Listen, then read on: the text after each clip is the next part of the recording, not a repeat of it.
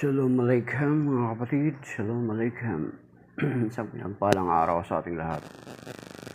Isang ligtas at pinagpalang araw. Dito na naman tayo ngayon sa ating Preaching in the Wilderness series, kung saan binabasa natin ang Ebanghelyo ng Panginoon na binabasa sa lahat ng mga Katolikong simbahan. And before we will start, let us take for a moment sa pananalangin. Then in the Father, the Son, the Holy Spirit. Amen. We praise you and we thank you, Lord, for this morning that you have given to us.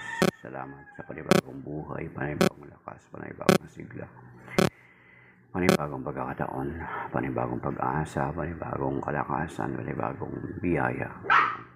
Sa mga oras nito, nagpasalamat kami sa lahat naming biyang natanggap sa iyo na kalipas na araw. At nagpasalamat kami sa paggising mo sa amin, sa pagbigay mo sa amin panibagong buhay.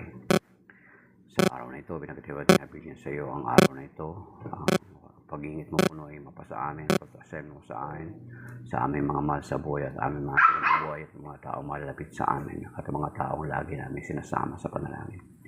Tinatas ko rin po sa iyo, Panginoon, yung mga taong makikisa ng matapat sa kanilang puso sa araw na ito.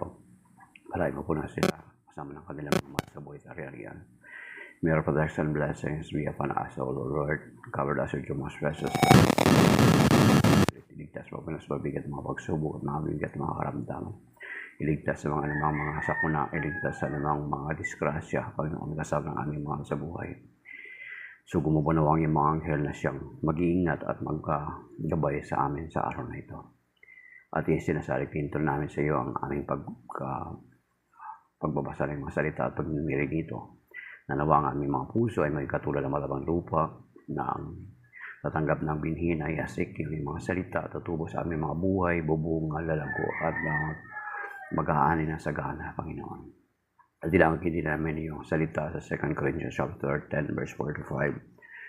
For the weapon of our battle are not of flesh but are enormously powerful, capable of destroying fortresses. We destroy arguments and every pretension raising itself against the knowledge of God, and take every thought captive in obedience to Christ. Yes, Lord. And we entrust you this day. May your name be glorified and praised. We ask this through Christ our Lord. Amen. With the Holy Spirit that reigns in you forever and ever. Amen. We ask also the intercession of Saint Michael, the Archangel, and our Blessed Virgin Mary. In Jesus' name we pray. Amen. In the name of the Father, the Son, the Holy Spirit. Amen. Shalom mga kapatid. Okay. So, binabati natin ang ating mga regular na nakakasama araw-araw. Halos si Brother June Quijano, si Brother Romy Nunez, si Mystery of Faith, at iba pa na mga kasamahan natin, mga Katoliko at hindi Katoliko na nakikiisa sa atin dito sa ginagawa natin araw-araw. So, okay.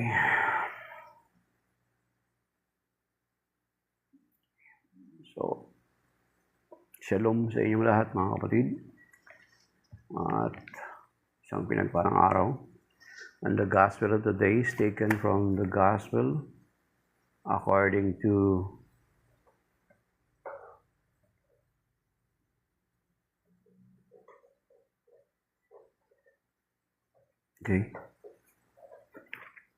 The gospel of the Lord is taken from the gospel according to St. Luke chapter 11. Verses 29 to 32. Glory to you, Lord.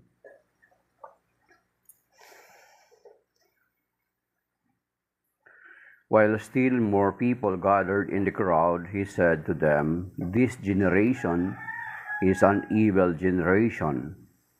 It seeks a sign, but no sign will be given it except the sign of Jonah.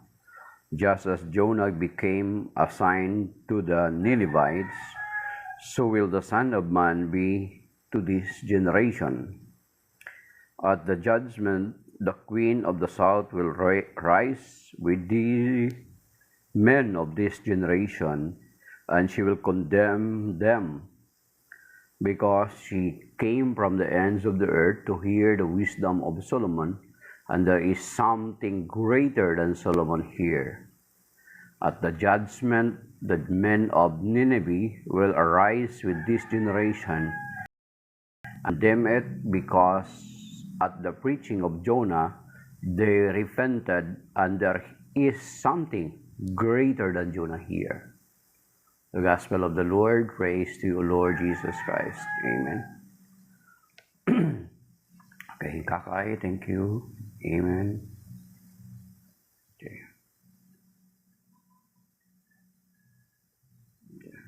Okay, so Shalom. So, yan ang Ebanghelyo ngayon, kung saan sinabi ng Panginoon doon sa nung panahon na yon sa mga eskriba, mga Pariseo at mga Hudyo na sumusunod sa kanya, na sabi niya, ang henerasyong ito ay isang masamang henerasyon sapagkat naghahanap sila ng palatandaan, but walang palatandaan na ibibigay sa kanila maliban sa palatandaang ibinigay ni Jonas, or the sign of Jonah. So, kung titingnan natin, ay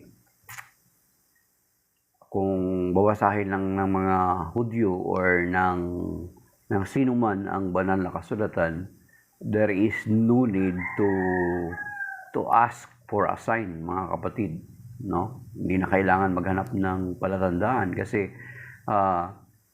the Bible itself, or ang banal na kasulatan, ay isa ng ebidensya ng mga palatandaan, punong-puno ng ebidensya or punong-puno ng palatandaan ng mga tanda ng Panginoon, na ang Panginoong Jesucristo ay siyang katuparan ng pangako ng Diyos mula pa man noong una, na siya yung katuparan nung hinihintay ng mga Hudyo, siya yung katuparan ng proto-evangelium na tinatawag, yung sa Genesis chapter 3 verse 15, and siya yung katuparan nung sinasabi doon sa hula na siya yung Lion of the tribe of Judah sa Genesis chapter 49 verses 8 to 10, and then siya rin yung katuparan ng hula doon sa Deuteronomy chapter 18 verse 15. Yan, Brother Romy, good morning. Kape na tayo.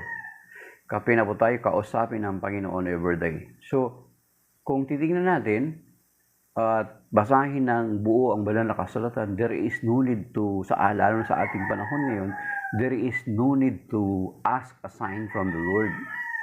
Kasi sapat na, at kung babasahin natin at imbestigahan natin ng malaliman ang banal na kasulatan, ay tayo makukumbinsi na that God really exists and Jesus Christ is the Messiah, na siyang tutubo sa atin, na ngayong ang Kwaresma ay inihanda na natin yung ating mga sarili para gunitain or ipagdiwang or gunitain ang kanyang pagpapakasakit at pagkamatay sa krus at kanyang muling pagkabuhay. So, yung there is a greater evidence na, mga kapatid. Kasi kahit kung titingnan natin na even sa mga secular na kasaysayan, ay pinapatunayan na kung ano yung nakasaad sa banal na kasulatan ay nangyari, mga kapatid. So, sa ating kapanahunan, there is no need to ask a sign from the Lord. So, kung hingi pa tayo ng palatandaan from the Lord, is kasama tayo sa sinasabihan dito ng banal na kasulatan na tayo evil generation. Naghahanap tayo ng palatandaan. Si paring Megs, papapaladike si paring Megs. Thank you, sa blood like paring Megs. Okay.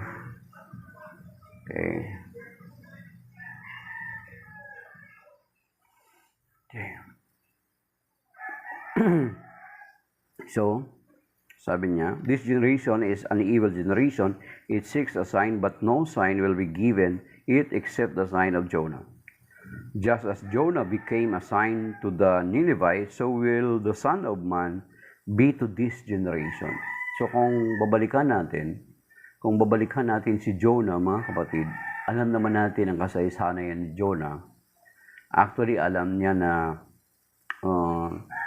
at tubili siya pumunta ng Nineveh, di ba? Na alam naman natin yung kasaysayan. At tubili siya na pupunta doon sapagkat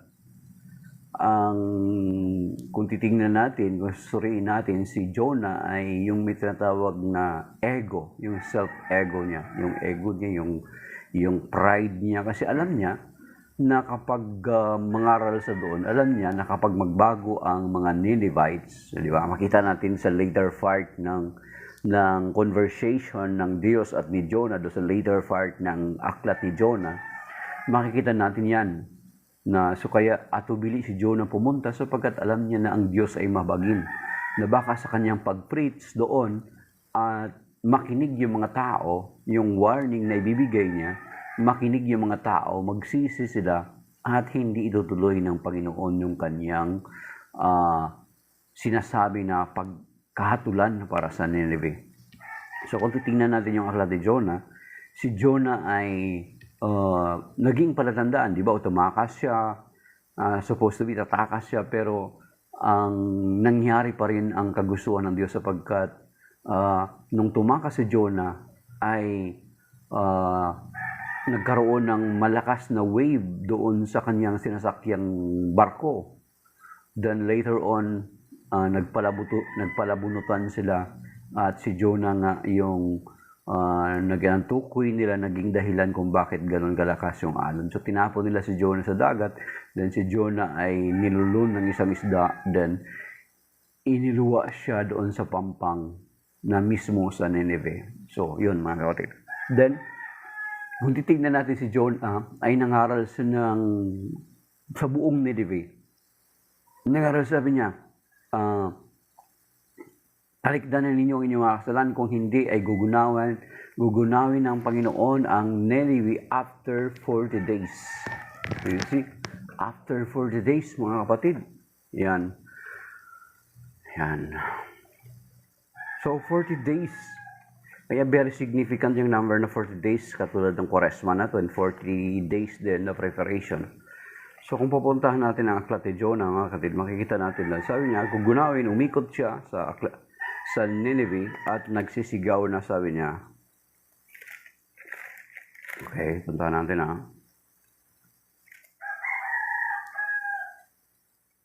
Okay. So Jonah chapter 3 verse 4 and the following verses, siya pumasok sa lungsod pagkaraan ng maghapong paglalakad, malakas niyang ipinahayag, gugunawin ang Nineveh pagkaraan ng 40 araw. Verse 5, naniwala ang mga taga roon sa pahayag na ito mula sa Diyos, kaya nag-ayuno sila at nagdamit ng sako bilang tanda ng lubos na pagsisisi at pagtalikod sa kanilang mga kasalanan. So you see, mystery of faith. Good morning. So, ang palatandaan ni Jonah ay sapat na makita natin para tanggapin natin ang Panginoong Jesucristo, na kung hindi natin tatanggapin katulad ng mga taga Nineveh, kaya nga pagdating ng araw ang mga taga Nineveh ay tatayo raw daw sa mga henerasyon ngayon, sapagkat ang mga taga Nineveh ay naniwala sila sa kay Jonah. Kung titingnan natin, i-compare natin mga kapatid, si Jonah ay hindi kilala ng mga Ninevites. Hindi siya kilala. At walang himala na ginawa si Jonah for them to believe, para ma-confirm, yung for them to believe na ma-confirm yung sinasabi niya ito totoo. Wala siyang himala na ginawa. Basta ginawa niya rito sa Jonah chapter 3, he just preached. After 40 days, ay gugunawin ang Nineveh. Di ba? So wala siyang himala katulad sa Panginoong Jesucristo. Di ba? Wala siyang himala na ipinakita. He just preached. Sabi niya, after 40 days, gugunawin ang Nineveh. You see? Mga kapatid. So, nagsisi, tinanggap ng mga Ninevites yung pahayag ni Jonah. Kaya nga balang araw, kapag hindi natin tinanggap ang Panginoon Kristo, ay sabi dito, mabuti, sabi niya, ang taga-Ninevites ay itatayo para ikukondena ang henerasyong ito. Kasi kahit walang himala na ginawa si Jonah, naniwala sila doon sa pinangaral ni Jonah. Samantalang ating Panginoon Kristo, there are enough evidence na ang Panginoon Kristo ay tunay na siya yung Mesiyas, mga kapatid. At ang Mesiyas na ito ay hindi lamang katulad nating tao. He is not just a merely human being. Nga nakatulad dito sinasabi ni Sheep na ito. Ang Panginoon Kristo ay inihula na doon pa lang sa Genesis chapter 3 verse 15. Sa Deuteronomy chapter 18 verse 15. Yan mga verses na yan. Tingnan nyo, silipin nyo sa Bible nyo. And then, inihula doon sa Isaiah chapter 7 verse 14. Di ba? So, unlike si Jonah, wala siyang ganoon. Pero tinanggap ng mga dagan ni Ninevites yung kanyang pahayag. Kaya nga, mas mabigat yung pananagutan natin pagdating ng araw, mga kapatid. Kasi ang Panginoon Kristo, lalo na sa atin sa panahon natin ngayon, may banal na kasulatan na. There's a lot of information na. Diba?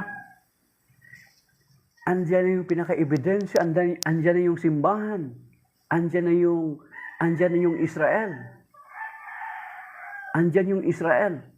Kaya nga kahit anong ginagawa ng mga kalaban ng Israel, hindi nila mabagsak-bagsak ng Israel. Sagat isa yan sa mga patunay na totoo ang Diyos, na totoo ang ating Panginoon Kristo. Andyan ang Catholic Church na kahit simula ng unang siglo na inuusig until now, andyan pa rin nakatayo. Yan na isang patunay na totoo ang sinabi ng banal na kasulatan, mga kapatid. So, si Jonah, wala siyang mapalatandaan.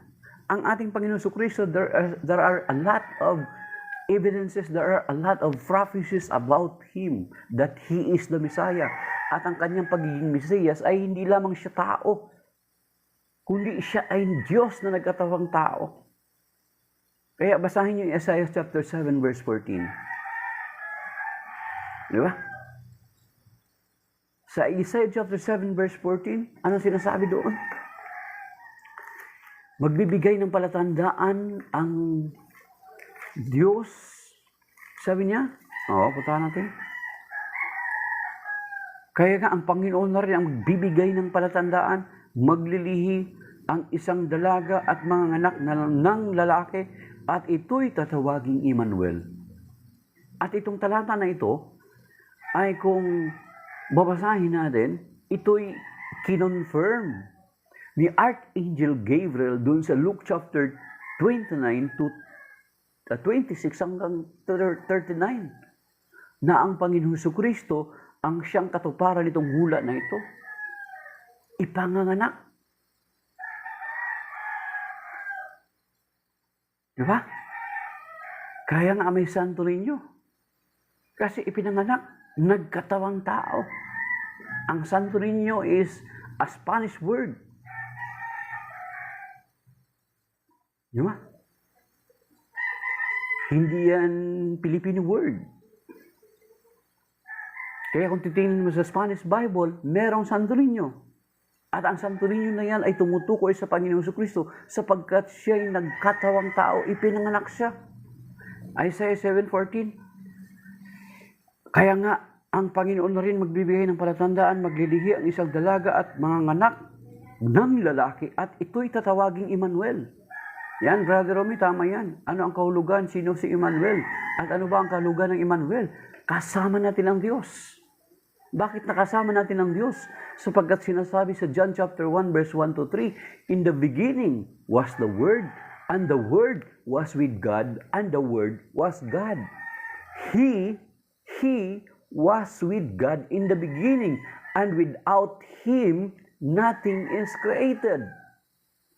Then sa verse 14, and the Word was made flesh and dwelt among us.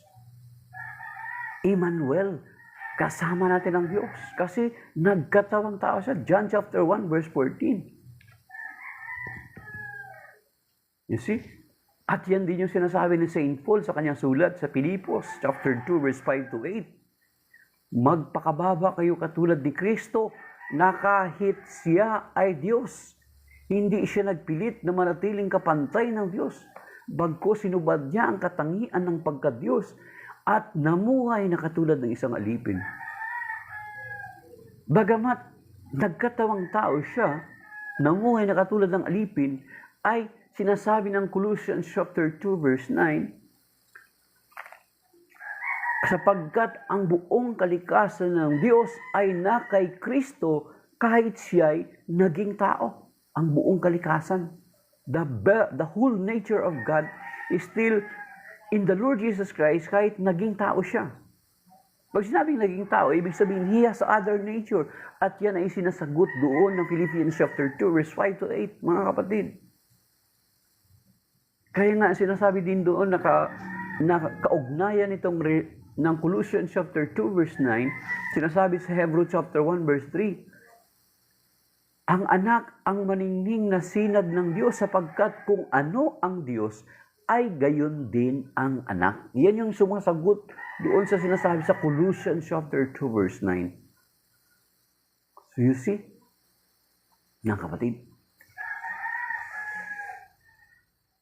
Kaya nga, there is enough evidence na paniwalaan ang Panginoon Kristo. Si Jonah, walang himala na ginawa sa Nineveh, pero pinaniwalaan siya.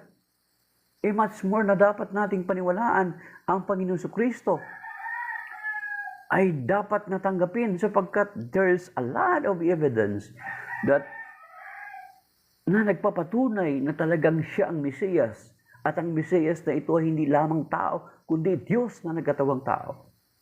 Bakit kinakailangan sa magkatawang tao, mga kapatid? First and foremost. Bakit? Kasi kung nagbabasa kayo ng Bible at iniintindi ito, hindi lang yung sinasaksakan na kayo ng ministro nyo or ng pastor nyo nang gusto niyang iaral sa inyo. Di ba? Ano ang makikita nyo pala? Ano pala makikita nyo kapag ikaw ay estudyante na spoon feeding lang ng aral ng teacher. Elementary grade lang yun, di ba? Mga grade 1 to 3 or grade 1. Ang grade 1, spoon feeding. Ang teacher lang magbabasa ng aklat. Pero as you grow, di ba habang nagsasalita yung teacher, may libro rin. That is why ang mga estudyante natin, ang daming libro ngayon. Ngayon, kung sa patungkol sa pananampalataya, kung sa academics, hindi ka papayag na ang teacher lang ang may libro, much more dapat sa pananampalataya. Dapat meron din tayong Biblia sa personal natin, binabasa natin. Hindi pwede na papayag ka na all throughout your lifetime ay gagawin kang parang sanggol na saksakan ka lang ng saksakan sa bibig mo ng kung ano yung gusto mong kainin. Diba?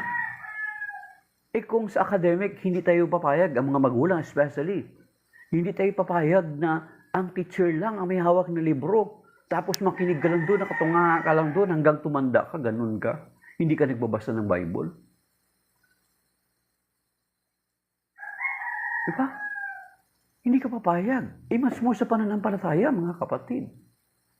Na kapag binibigyan tayo ng may sinasabi yung mga teacher natin, mga pari natin, mga pastor, dapat, lalo na, dapat ika-counter check mo, di ba? Kasi kung minsan, halimbawa katulad sa akin, may mga pagkakataon minsan na nababaliktad yung mga verses na binibigay ko. Inaamin ko naman yan. Ang kaya nga lagi kong sinasabi, tingnan natin kung tama yung pagkaka-recollection ko. Yung pagkakatanda ko. So kung may hawak ka na Bible, at least mako-confirm mo, tama nga, yun nga yung nakasabi. Di ba? Bakit ang teacher hindi ba nagkakamali? Nagkakamali. Ngayon, kung may hawak ka na Bible, mako-confirm mo para kang estudyante. Estudyante rin tayo sa pananampalataya. We are disciples. Ang disciples, isa sa kahulugan ng disciples is learner. Ang learner, hindi pwede na, lalo na sa panahon natin, hindi pwede na tagapakinig ka lang. Dapat nagbabasa ka rin. Mga kapatid. Di ba? So yan. So, there is enough evidence to believe sa ating kapanahunan na ang Panginoon Kristo ang Mesiyas at ang Mesiyas na ito ay hindi lamang tao, kundi Diyos na nagkatawang tao. At bakit kinakailangan magkatawang tao ang Diyos? First and foremost, na siya ngayong nating ginugunita at ipinaghahanda ngayong 40 days na ito ng Kwaresma. Gugunitain natin, the whole world will be silent. Di ba? Makikita natin. Nasa lahat ng mga lugar, makikita mo. Na, lalo na sa mga probinsya, makikita mo sobrang tahimik pagdating ng Holy Week, mga kapatid. Maliban dun sa mga matitigas ang ulo, na parabagang hindi na nila tinatanggap. Para na rin silang mga Hudiyo, na hindi nila tinatanggap. Yung ginawa ng Panginoon Jesucristo, hindi nila naintindihan yung relevance ng ginawa ng Panginoon Jesucristo. Bakit kinakailangan magkatawang tao ang Panginoon Jesucristo, mga kapatid? Kasi sinasabi sa banal na kasulatan, ito po ulit-ulit na nating sinasabi ito, di ba, Mystery of Faith? Ayaw ko lang kung memorize mo na. Sa 1 Samuel chapter 2 verse 25, sinasabi sa 1 Samuel chapter 2 verse 25. Nasabi riyan, kung magkasala ang tao sa kanyang kapwa, maaring mamagitan sa kanila si Yahweh. Ngunit, kung magkasala ang tao, sino? Kung magkasala ang tao sa Diyos, sino ang maaring mamamagitan? Who among from us is worthy to mediate, to be an intermediator, or to be mamagitan, di ba? Mediator, mamagitan, yan tama. Sino maaring mamagitan sa atin? Kung ang tao magkasala sa kanyang kapwa, maaring mamagitan sa kanila ang Diyos para mapagkasundo tayo. Bahat, kung ang tao magkasala sa Diyos, sino ang maaring mamagitan? Walang karapat-dapat na mamamagitan, mga kapatid. Kaya nga noon, kung naalala nyo, kung babalikan nyo ang aklat ng Genesis, mula doon sa Genesis hanggang sa mga Levitical law, ceremonial law nila, diba? For them to be temporarily forgiven, ay nag-aalay sila ng dugo ng hayop. Diba? Actually, that is a typology, that is a prefigurement ng gagawin ng Panginoon Jesucristo. Kasi sinasabi sa Hebrews chapter 9 verse 22, sapagkat ayon sa kautusan, walang kapatawaran ng kasalanan kung walang pagbububo ng dugo, mga kapatid. At ang dugo na ito, na mag-aalay ng dugo na ito, ay dapat walang kapintasan. Di ba? Kaya nga ang mga kordero na kanilang hinahandog ay dapat walang kapintasan. Kaya nga kung makita nyo, actually baka babasahin this coming mga ilang araw nasa sa Lent na ito, yung pagpasok ng Panginoon sa templo, di ba? Nakita niya yung mga mamamalit ng salapi, naalala niyo yun? Pinagtataboy niya yung mga hayop at yung mga namamalit ng salapi.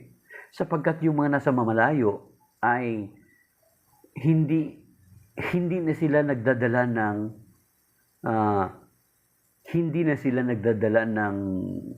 mga hayop kasi along the way pwede masugatan yung hayop na kanilang daladala.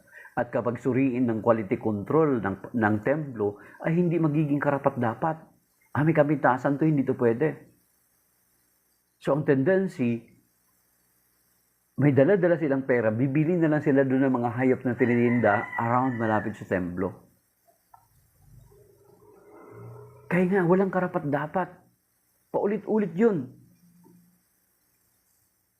Kaya nga nung makita ni San Juan, nung nagbabautismo si Juan Bautista, kung maalaala nyo, basahin nyo sa John chapter 1 verse 29. Diba? Ayan, ano sinasabi dyan sa John chapter 1 verse 29? Sabi ni Juan Bautista, sabi niya, "Behold, the Lamb of God who takes away the sins of the world." Yan. The Lamb of God who takes away the sins of the world. Ang kordero ng Diyos na nag-aalis ng mga kasalanan sa sanlibutan. Di ba inuulit yan sa banal na misa natin? Then, sa Hebrews chapter 9 verse 22, ano sinasabi doon? Mga kapatid. So kung tao lang ang Panginoon, so He is just a merely human being. He is just a merely human being. Ay hindi siya magiging karapat-dapat ng tagapagmamagitan. At ang kanyang dugo na malimit, ginagamit nitong mga nag-aagawang sekta sa Acts 20:28 ay walang saysay, mga kapatid. Kung ang Panginoon Kristo ay tao lang, hindi kanya matutubos. Kung paniwala mo sa kanya, tao lang siya, merely human. Hanggang ngayon, kahit sabihin mong nagpasakop ka pa dyan sa iglesia ang ipinangalan sa kanya, hindi ka matutubos kapag tao lang ang pagkakilala mo sa kanya. Ibig sabihin, kapag hindi ka matubos, tinatanggihan mo yung pagliligtas ng Panginoong Kristo. So until now, hindi ka pa rin ligtas. Kasi ikaw na mismo tumatanggi. Yan. Okay. Sa Hebrews chapter 9 verse 22, mga kapatid. Okay. Sa Hebrews chapter 9 verse 22, ayon sa kautusan, halos lahat ng bagay ay nililinis sa pamagitan ng dugo at walang kapatawaran ng kasalanan kung walang pagbububo ng dugo. Kaya ngayon sinasabi sa Acts 20:28, ingatan ninyo ang kawan ng Diyos, ang iglesia ng Diyos. Kayo ginawa niyang mga obispo. Sabi niya, bas puntahan natin ha. Sa Acts 20:28. Dito sa English, tingnan natin kung ano kalagay dito. Sa original translation sa mga nag-aaral mga kapatid, kasi itong Acts 20:28, isingit na rin natin. Acts 20:28 ay ang talata na pinag-aagawan ng INC at saka ng MCGI.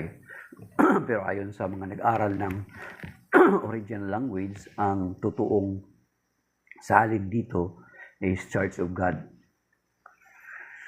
Okay, dito sa Acts 20:28, keep watch over yourselves and over the whole flock of which the Holy Spirit has appointed you overseers. Dito sa yung American Bible is overseers. Pero sa translation, sa original translation, sinatawag na presbyteros. Yun, presbyter. Episkopos. Episkopos pala mga kapatid. Episkopos. Sabi dito, in which you tend the church of God, yan, Church of God na nakalagay dito, that He acquired with His own blood. That He acquired with His own blood. Binili niya tayo sa kanyang dugo. At kung tao lang Panginoon Kristo, is just a merely human being, ay hindi ka matutubos ng kanyang dugo. Kaya kung ang pagkakilala mo sa kanya ay He is just a merely human being, walang saysay ang kanyang dugo. Kahit ako, hindi ako masisi ng Panginoon na hindi ko siya kilalanin kung sakaling tao lamang siya, sapagkat hindi makatutubos ang dugo ng tao sa akin. Din bakit ko patatanggapin ang Kristong tao kung wala namang magiging saysay ang kanyang dugo? Kasi kung tao lang siya, hindi siya makakwalified sa prophecy doon sa 1 Samuel chapter 2 verse 25. That is why mismo ang Diyos ang nag-initiative. For God so loved the world that He gave His only begotten Son. Bakit necessity na magkatawang taong Panginoon Kristo? Kung hindi siya magkatawang tao, paano siya mamatay sa krus? Paano niya maihandog yung kanyang sarili? Paano niya maihandog yung kanyang dugo para sa kapatawaran ng kasalanan? Para matubos tayo, Acts 20:28, Mark chapter 10, verse 45. At yung sinasabi sa Hebrews chapter 9, verse 22. That is why there is a necessity, there is a need na magkatawang tao ang Panginoon Kristo. Kaya nga sinasabi doon sa Philippians chapter 2, verse 5 to 8, magpakababa kayo katulad ni Kristo na kahit siya ay Diyos, hindi nagpilit na namatiling kapantay ng Diyos, bagkus sinubad niya ang katangian ng pagka-Diyos at namuhay na katulad ng isang alipin. Ayan yung sinasabi doon, mga kapatid. Kaya nga doon pa lang mismo sa ula, di ba? Nabanggit na natin kanina yung Isaiah 7:14. Sa Isaiah 7:14, ipanganganak ang isang sanggol na lalaki at pangangalanan siyang Emmanuel. Bakit tinawag na Emmanuel? Sapagkat kasama natin ang Diyos. Bakit kasama natin ang Diyos? Sapagkat nagkatawang tao ang Panginoon Kristo na Diyos. John chapter 1 verse 1 to 3 and then verse 14. In the beginning was the Word, and the Word was with God, and the Word was God. He was with God in the beginning, and without Him, nothing is created. Then verse 14, and the Word was made flesh and dwelt among us. You see? Kaya nga Emmanuel, kasi kasama natin Diyos, kasi nagkatawang tao ang Diyos. He was with God in the beginning, and without Him, nothing is created. Kaya nga dyan, kung sinasabi dyan na sa John chapter 1 na yan, is panukala lang ang Panginoon Kristo, ay hindi niyo yata ginagamit yung English grammar niyo. Di ba? Kung sasabihin yung panukala lang yan, it refers to panukala, ay hindi niyo ginagamit yung grammar niyo. Kung totoong panukala lang yan, ang tumutukoy dyan, hindi dapat sinabing He was with God in the beginning and without Him. Hindi dapat ginagamit yung ganung mga pananalita. And without Him, dapat it was with God in the beginning. And without it, nothing is created. Dapat ganun yung mga ginagamit. Di ba? So bakit natin pinipilit? At bakit natin hinahayaan na i-manipulate yung ating utak ng ibang tao? Why we are not using freely our mind? Kaya nga ang estudyante tayo ay estudyante, hindi ka papayag na ang teacher mo lang ang may hawak ng libro. Bilang mga estudyante, mga learner, disciples of Christ, we are disciples of Christ, learner, ang kahulugan. Ibig sabihin, ang teacher natin, ang hindi lamang siyang umahawak ng aklat, kundi tayo rin. Ano ibig sabihin? The same sa academics, di ba? Hindi tayo papayag. All throughout your life, yung professor mo lang mula grade 1 hanggang pag-graduate mo ng college, yung professor mo lang ang may hawak na libro, ikaw hindi ka pinapayagan. Kung sa academic hindi ka papayag, much more sa pananampalataya, mga kapatid. Diba? Much more sa pananampalataya, hindi tayo papayag na yung pastor mo lang, ang mga pari lang natin ang magsasalita.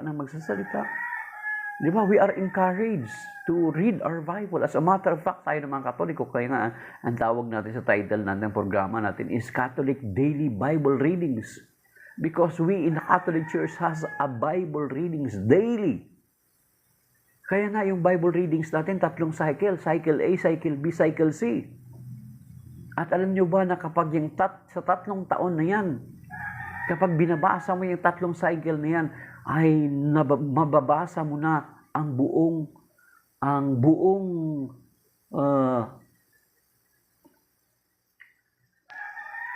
Biblia sa 3 taon na yan.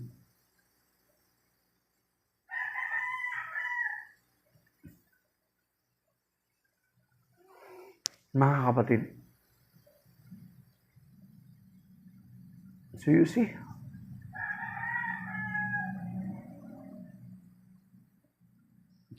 kaya nga, kung yung ibang mga tamad na magbasa ng Biblia, lalo na kapag may edad na, kuminsan, di ba, hirap na magbasa, daily sila nagsisimba. Sa loob ng 3 taon na nagsisimba sila, ay napakinggan na nila yung buong Biblia. Prodeo et Ecclesia from Kyoto, Japan. Arigato. Konami. Arigato. Bansai. Okay? So, that is why mga kapatid, diba? Konami, as a student, if you are grade 1, maybe you will allow the teacher to just to tell you the story about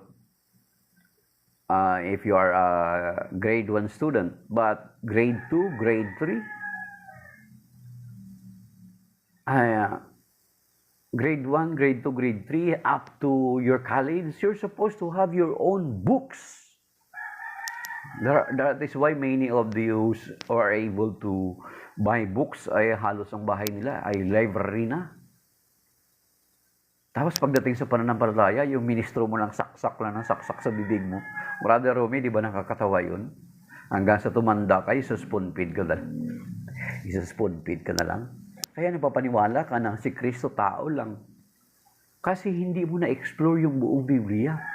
Pumayag ka na spoon feed ka lang all throughout your life. Mga kapatid? Nakuha niyo? Bakit nagkatawang tao ang Panginoon Kristo? Na ang Panginoon Kristo na ito ay Diyos na nagkatawang tao. Kasi kung hindi siya magkatawang tao, hindi niya tayo walang makatutubo sa ating mga kasalanan. God alone can save us. God alone can redeem us. Kasi sinasabi din sa Psalm 49, verse 7 to 9. Okay? Bawal sa kanila magbasa ng Bible. Oo. Yung Brother Romy, tama yung sinasabi sa kanila. Sabi mo. Kasi ang babanggitin sa kanila, yung sa James chapter 2 yata yun. Or James chapter 1, huwag magangad na maging guro ang lahat. Hindi naman ibig sabihin na kapag maghawak ka ng Biblia, maghawak ka ng mga resources about sa pananampalataya, ay gusto mo nang maging guro. Gusto mo lang mag-aral, pero hindi mo gusto maging guro. Yun yung ginagamit sa kanila sa James. Huwag hangarin ng sino man na ang lahat ay maging guro. Hanap mo yung Brother Romy sa James. Andun yun yung ginagamit sa kanila. Sa atin, in the Catholic Church, we are encouraged to read the Bible daily. At alam naman natin yan. That is why we have the Catholic daily Bible readings. Kapag ordinary days, we have the first reading and then the Psalms. And then the Gospel. But before the Gospel, there is the Gospel antiphon that is also a verse in the Bible. The Gospel antiphon of today is Joel chapter 2, verse 12 to 13. Even now, says the Lord, return to me with your whole heart, for I am gracious and merciful. That is the Gospel antiphon of today before the Gospel reading. Diba? Halos lahat ng, sabi nga ng isang protestante na nag-convert sa Catholic Church, sabi niya, sa protestant namin, we have only sometimes read 2 passages, 2 verses in the Bible. Then after that, the whole sermon of the pastor is, lahat ng marinig mo is word coming from him, not anymore from the Bible. Kasi ini-expound yung 2 verses of the Bible that they read.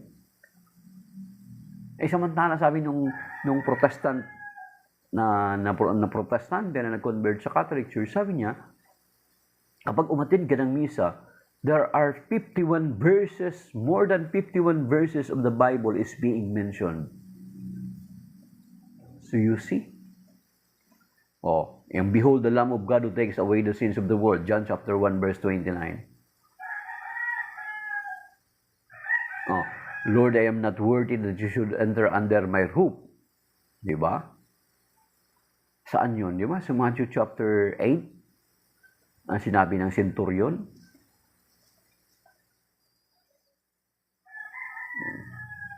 So, yung lahat ng parte ng Mass is coming from the Bible. Yan.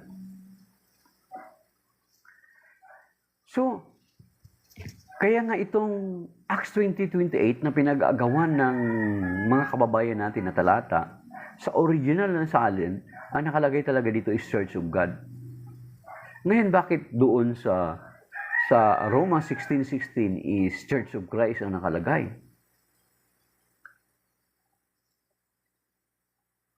Wala namang problema yun kung Christ ang nakalagay doon sa Griego. Kasi sa Hebreo, Messiah, Messiah, Christos sa Griego. Mga iglesia ni Kristo sa Roma 16:16, walang problema kasi si Kristo, alam ni San Pablo na si Kristo ay Diyos na nagkatawang tao. Yan yung sinabi niya sa Philippians chapter 2, verse 5 to 8. Yan mga kapatid. Kaya walang problema pag sinabi ni San Pablo doon na binanggit niya mga iglesia ni Kristo sa Roma 16:16. And then kung titingnan din natin sa ibang part, 1 Timothy 3:15, iglesia ng Diyos ang nakalagay. Ano ba? Then sa 1 Corinthians chapter 15 verse 9, iglesia ng Diyos ang nakalagay din. Ano sabi doon ni San Pablo? Puntahan natin. Then titingnan natin paano natin ito ma-reconcile. So ibig sabihin ba na may dalawang iglesia na binabanggit ito? Iglesia ng Diyos at mga iglesia ni Kristo sa Roma 16:16. So, ibig bang sabihin ito na may dalawang iglesyang umeral noong unang siglo? Wala po. Isang iglesia lang yun sapagkat si Kristo ay Diyos. Yung iglesia ng Diyos na binabanggit ay si Kristo yun. Kasi si Kristo naman ang nagtatag ng iglesia, hindi ang Diyos Ama.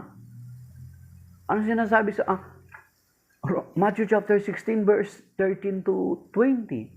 Upon this rock thou art Peter, and upon this rock I will build my church. Matthew 16:18, I will build my church. At yan din yung sinasabi sa hula pa lang sa Daniel chapter 2 verse 44. In the lifetime of those kings, God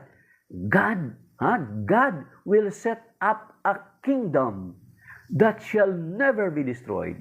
You see? Nakita niyo yung relation sa Matthew 16:18 hanggang 19?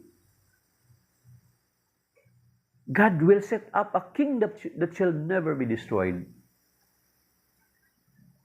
Or it can be delivered to another person. Magtatayo siya ng kingdom.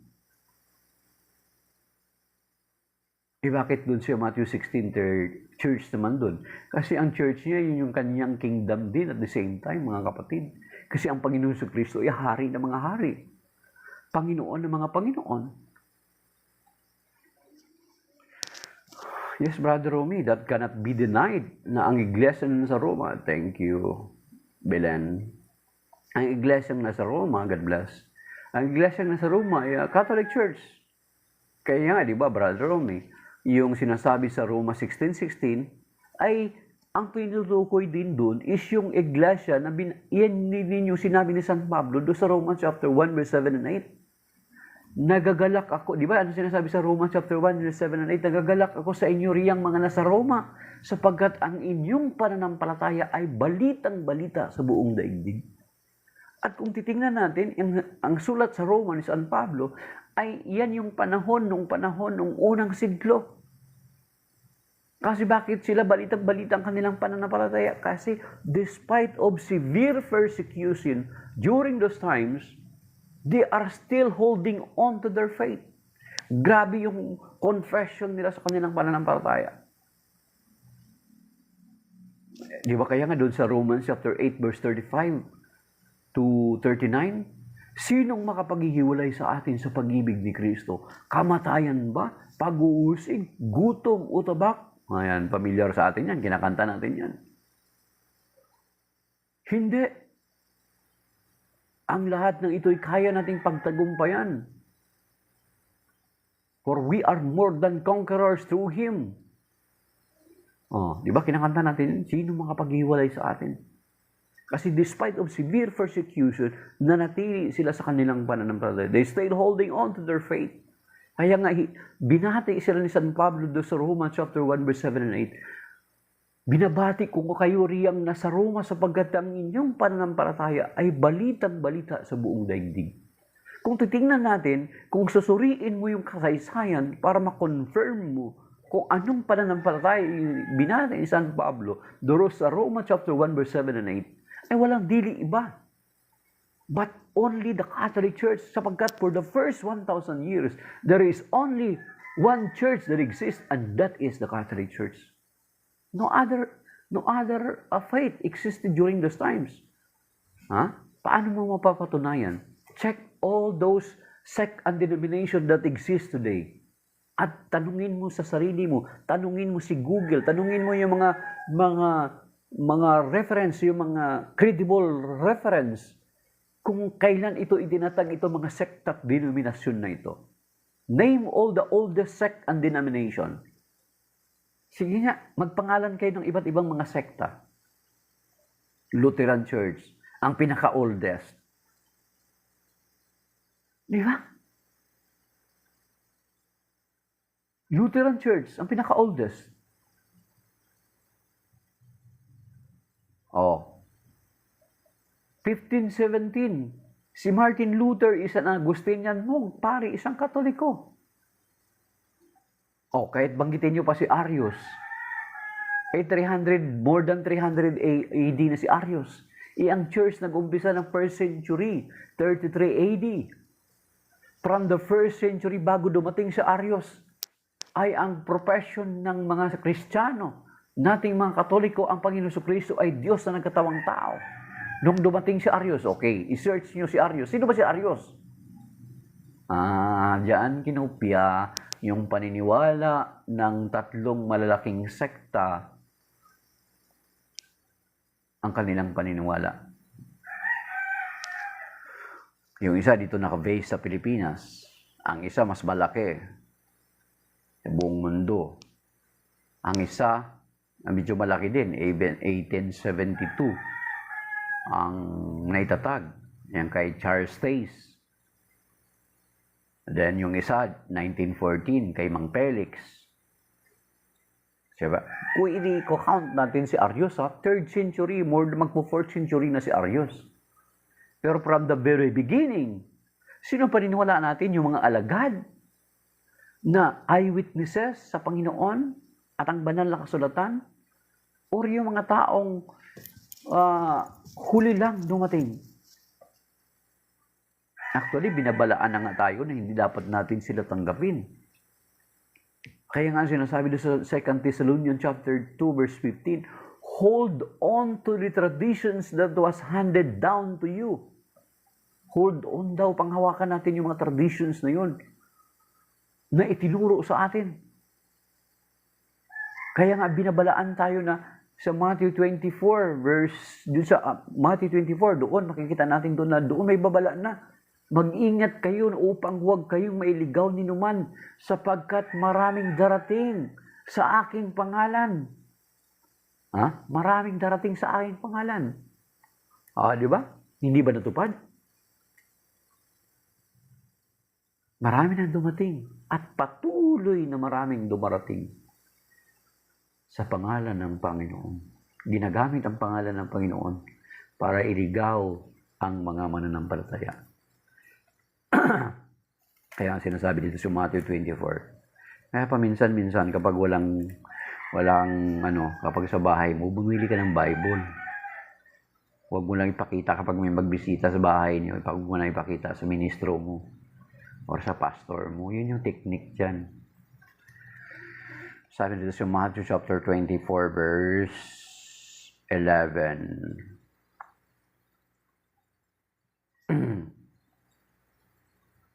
Sa verse 4 mo na, sumagot sa Jesus, mag-ingat kayo na huwag kayong mailigaw. Huwag kayong mailigaw ni numan. Yan. Sapagkat verse 5, maraming paparito sa aking pangalan. Maraming paparito sa aking pangalan. Ibig sabihin, dala-dala nila yung pangalan ng Panginoon Kristo. Kasi kung hindi nga nila dalhin yung pangalan ng Panginoon Kristo, paano sila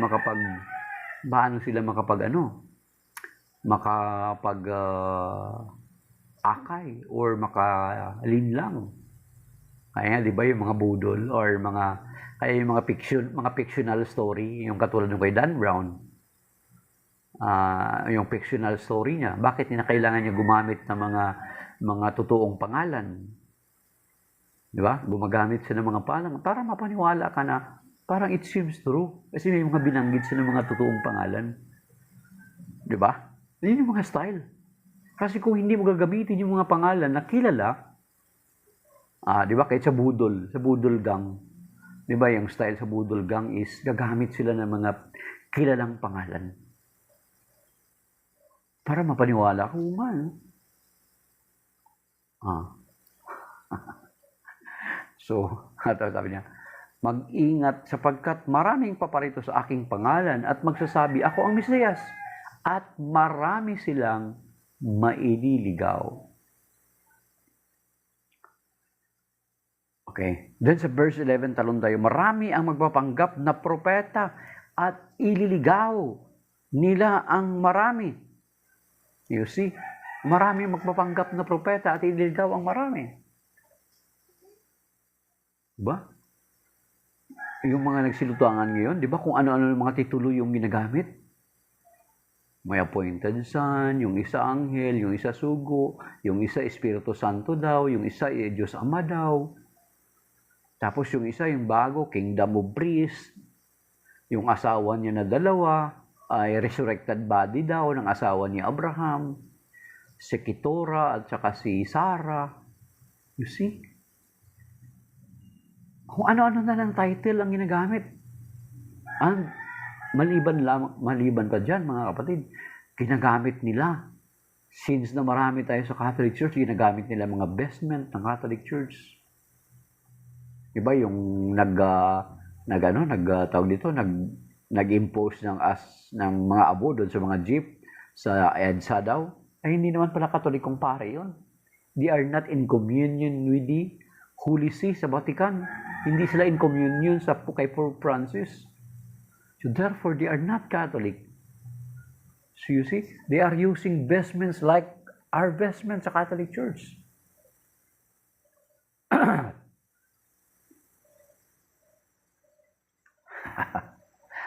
Kaya nga mga Katoliko brother dyan, kapag Katoliko ka, nagdadala ka ng Bible, pagdududahan ka na Protestante. Hindi.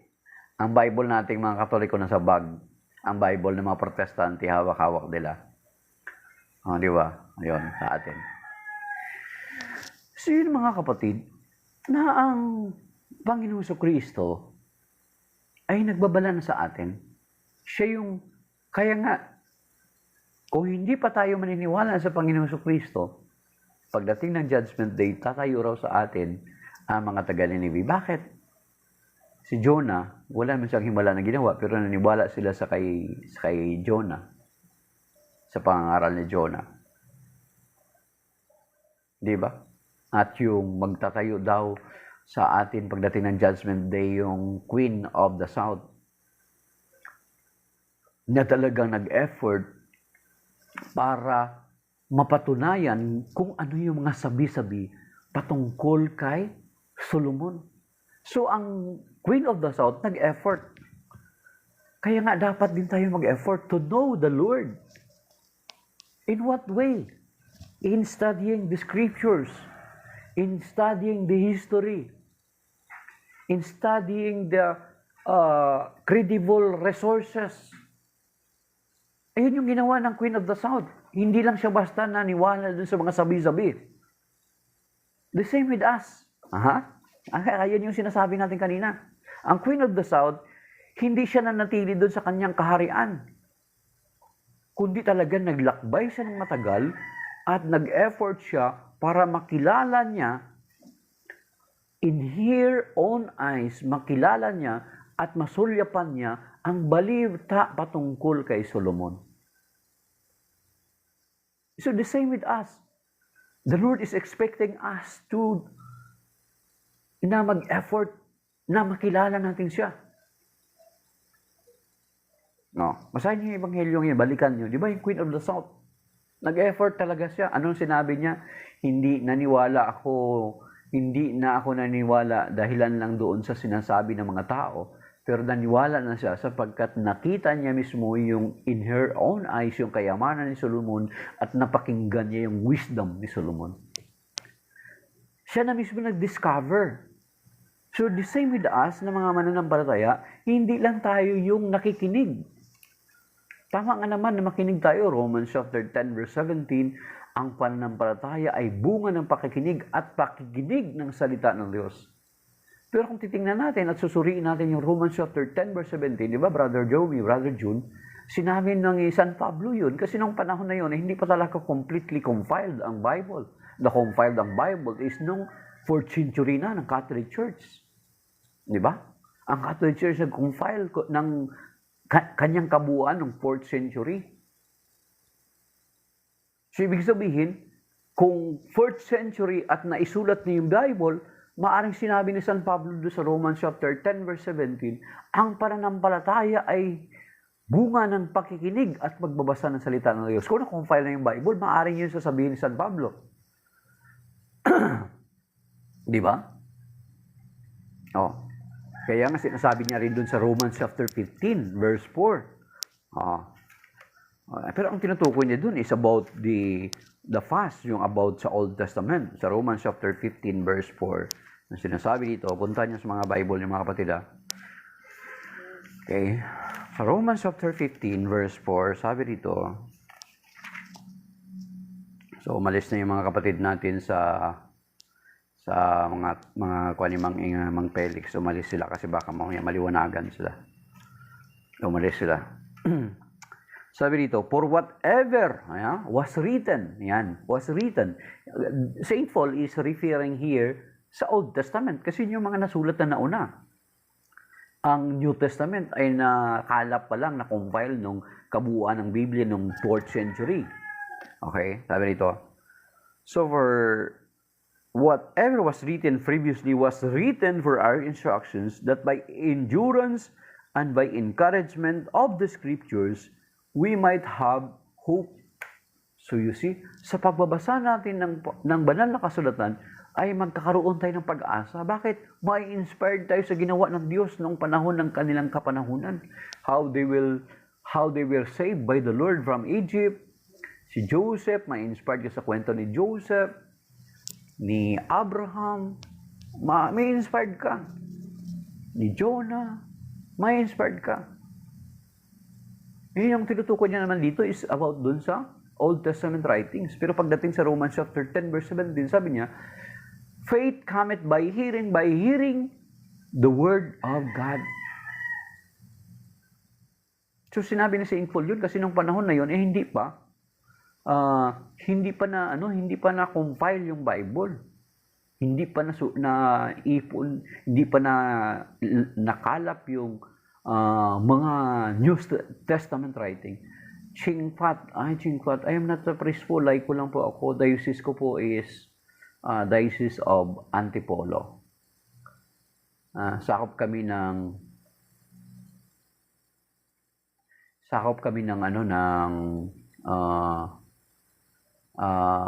International Shrine of the Our Lady of Peace and Good Voyage, Chingpat. Hindi po ako like ko lang po ako Chingpat. Pareho mong laiko kung laiko ka rin. Yan. So yun mga kapatid.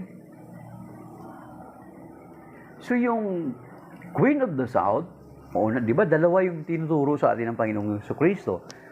Ang mga taga-Nineveh, naniwala sila kay Jonah, despite na si Jonah hindi nila kilala, basta nag-preach lang si Jonah.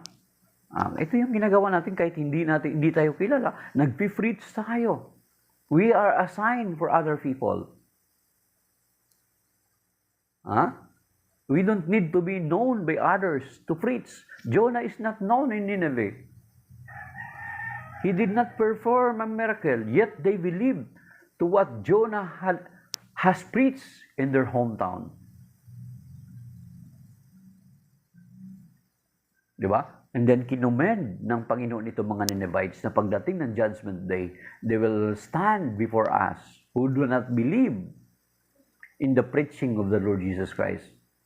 Na-compare kay Jonah, walang himala na ginawa si Jonah, walang mga prophecy patungkol kay Jonah, but our Lord Jesus Christ has many prophecies, has many miracles performed na ginawa ng mga miracle na dapat nating paniwalaan Compare dun sa Ninevites na walang himala na ginawa si Jonah. Basta nag-preach lang siya. For 40 days, the Lord, gugunawin ng Panginoon, He will wipe out or He will destroy Nineveh. And then the people of the Ninevites, they believe to what Jonah has preached to them. So, ang ikalawa, yun nga, ang Queen of the South. Ang Queen of the South, nag-effort siya to know. Nag-effort siya para makilala niya ng personal si Solomon. Diba, ang layo niya, nagkaraban siya. Balikan niyo yung kwento ni Solomon. Diba? Ito yung sinasaysay ng Panginoon Kristo na itong Queen of the South, nag-effort siya, mga kapatid. Nagpakahirap siya para makilala niya ng personal si Solomon. Para hindi lamang siya maniwala doon sa mga sabi-sabi na si Solomon ay napakatalino. Si Solomon ay napakalaki ng kayamanan.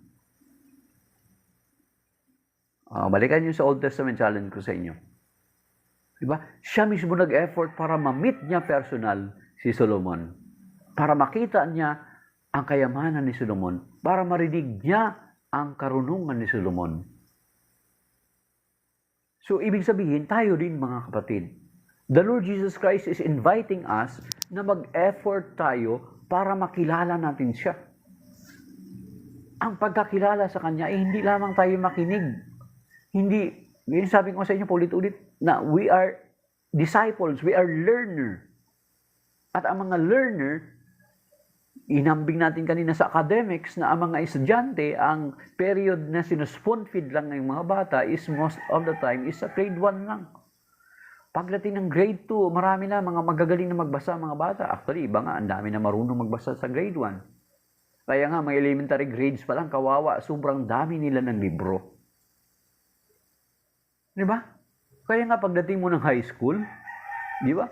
Pagdating mo ng high school, kung minsan mga teachers ay hindi na sila nagbabasa ng libro. Tayo na yung pinagbabasa ng libro.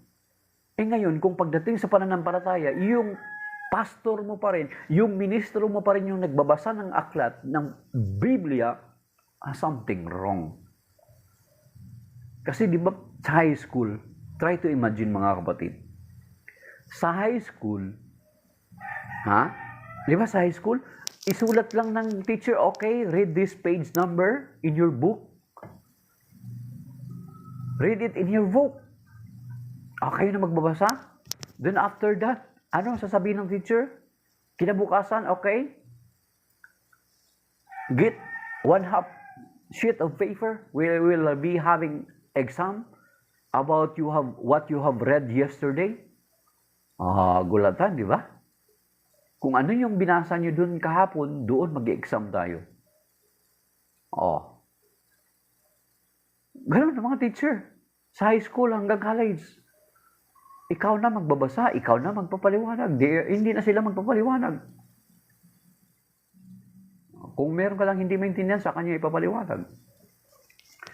So, ibig sabihin, ang Queen of the South, ipinapakita ng Panginoon na sinasabi ng Panginoon na matutunan natin yung ginawa ng Queen of the South.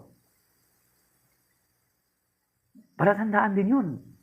Na ibig sabihin, para makilala natin ang Panginoong Jesucristo, ay mag-effort tayo. We have to study in our own. In the guidance of the church. Kasi tayo sa Catholic Church, meron tayong magisterium. That is why we in the Catholic Church, sa parokya natin, Brother Romy, kaparokya ko si Brother Romy, si Brother Joseph John na CFD, ay Brother Joseph John na Quijano, ay kadayusis namin kasi sa binangunan siya. Okay? Mayroon tayong mga basic Bible seminar. Kaya nga nag-o-offer ang simbahan ng basic Bible seminar. Level 1 to 3. Di ba? And then, meron pa tayong dito sa diocese natin, Brother Romy, Brother June, meron pa tinatawag na Lay Ministry of the Word. I am a part of it. Ayan. Ibig sabihin, mga kapatid, Okay. Okay, yan. Tapos may prex pa, Brother Romy. Kaya umatin ka lang sana sa March 15, 16. Sabi ni Brother Romy, ayaw pagbasahin, baka umalis sa iglesia, alam mo na. Ayaw pagbasahin kasi baka ma-discover no, na yung sinasabi nila salungat dun sa mababasa mo sa Bible. Yun, ibig sabihin, mag-effort tayo na kilalanin ang Panginoong Kristo. Katulad ng ginawa ng Queen of the South. She made an effort to meet personally King Solomon para mapatunayan niya sa ang kanyang narinig about Solomon at yung narinig na kayamanan ni Solomon at napatunayan niya nga. Yun, mga kapatid. The same with us. Ibig sabihin, mag-effort din tayo na kilanlin ng Panginoong Kristo sa pamagitan ng banal na kasulatan, sa pamagitan ng katuruan ng ating simbahan. Mga kapatid. So, Brother Romy, ilista na kita sa March 15, 16 na para isa kang maging speaker pagdating na araw doon. Sayang naman yung nalalaman mo, ba? So, ilista na kita, Brother Romy, ha? Kita-kits sa Sabado, Linggo. Pag hindi ka umattend, ibablock na kita dito. Joke. So, yung mga kapatid, ang Queen of the South, nag-effort. Sana ganun din tayo mga kapatid. To know our Lord Jesus Christ, ay mag-effort tayo. Our freedom by means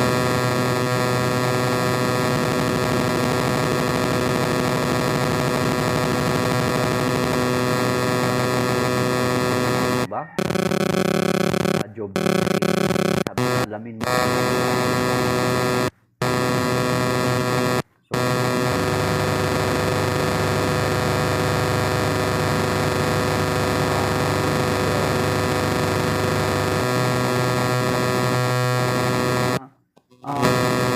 matatalino ng ating alamin natin. Kasi alam natin. Mabilis ba yun?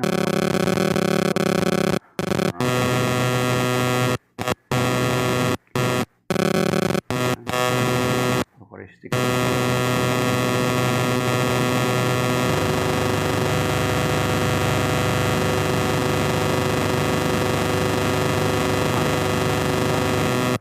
Ebanghelyo 19 natin tinawag ang Panginoon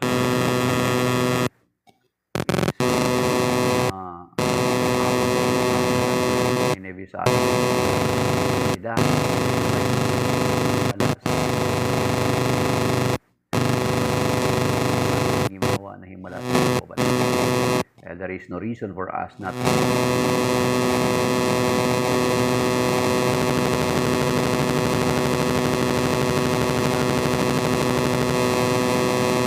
effort na personal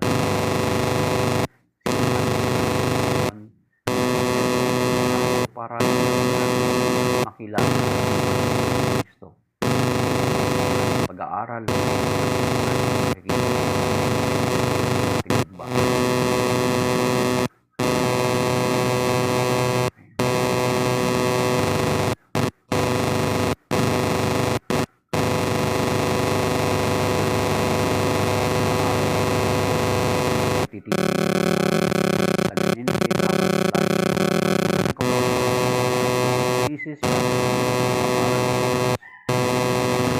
na dihan para dito.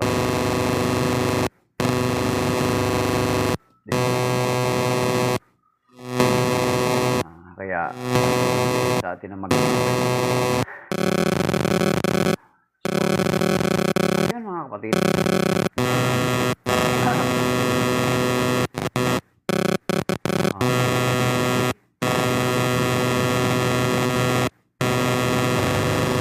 Yun na ba na ng himala.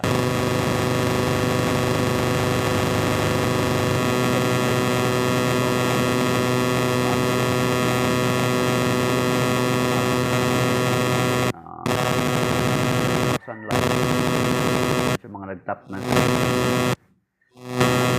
kahit yung mga dumadaan or hindi yet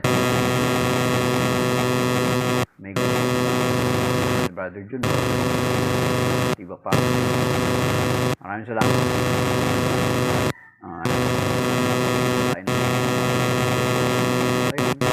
Samahan tayo. Pagpalain sa lahat ng ating gagawin at balaki, niligtas tayo sa mabigat na mga pagsubok at mabigat na mga karamdaman. Iligtas tayo nawa sa mga sakuna at anumang mga disgrasya. In Jesus' name, Amen. The Father, the Son, the Holy Spirit. Amen. So sa lang mga kapatid, maraming salamat ulit. Brother Jun, Brother Romy, Master Faith, at sa inyong lahat na nagtap ng screen, ay naiwan kanina na nakaabot tayo ng medyo marami-rami. Okay. Si Oni Calderon, si Miss Jane, Brother Joseph June, si Heyday, si Miss Elday, si Paring Migs, yan, si Lovely Chavez, si Tata RTR, Joshua Di Magbanwa. Okay. Signing off, my dear brothers and sisters. Amen.